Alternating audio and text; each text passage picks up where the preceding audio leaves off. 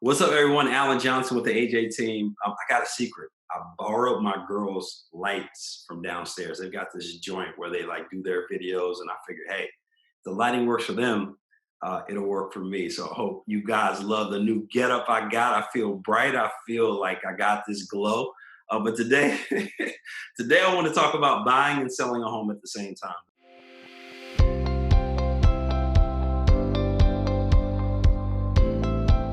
We have about 20 clients right now that I'm literally having the same conversation with. So I figured there are probably a lot of people out there that are thinking the same thing. How do I sell my home and buy my home at the same time without being homeless? So let's talk about a couple things. So contract versus reality. So we got a lot of provisions in our contract that can work towards you guys buying and selling at the same time. But the reality is we're dealing with a lot of moving parts. And to say that it's always seamless where you're moving out the same day that you're moving in, there's a lot of things that kind of come into to play. What is the seller's reality? What are you moving out of? What is the buyer that's buying your home? Are there any contingencies? Where is that seller moving to? Are they buying a new home? There's so many. Are you buying a new home?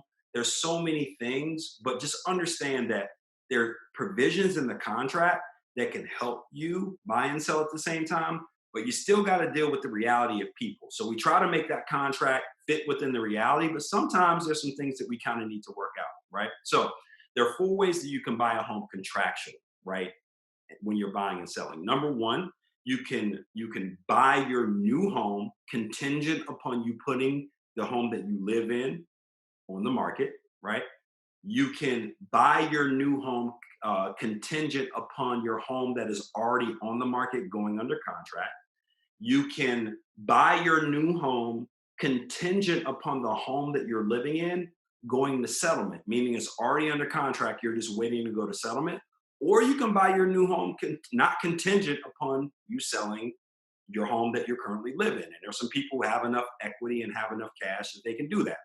Understand that the strength of your contract is in this one. So if you're buying with no contingency, right, then that's the strongest contract. The next strongest way that you can use your contingency is if your home's already under contract and you're waiting to go to settlement. That's stronger than this next one, which means your home is currently on the market and you don't have a contract. And obviously, this last one, I haven't put my home on the market, but I want to write a contract for your home, is the weakest. So just understand if you're going into a competitive market, you got to pick which one of these contingencies you want to roll with, and it will determine how strong your offer is on the property that you're writing.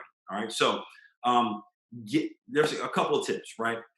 Get your home ready to go months in advance. You just don't know when the home that you want to buy is going to come on the market. And what many agents don't tell you is not up to you.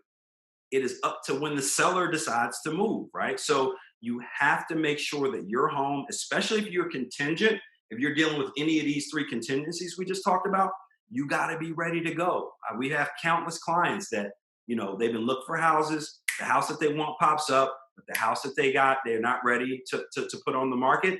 And thus they miss out on the number one home. They miss out on the home that they want. So just make sure you get yourself ready. All right.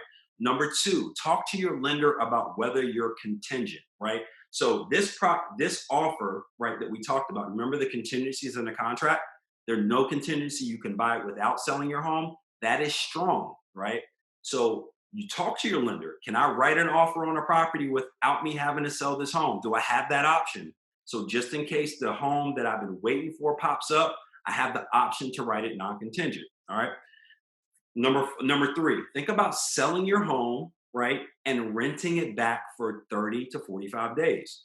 We've had, I would say, at least six homes over the past couple months where we've been able to put our seller's home on the market.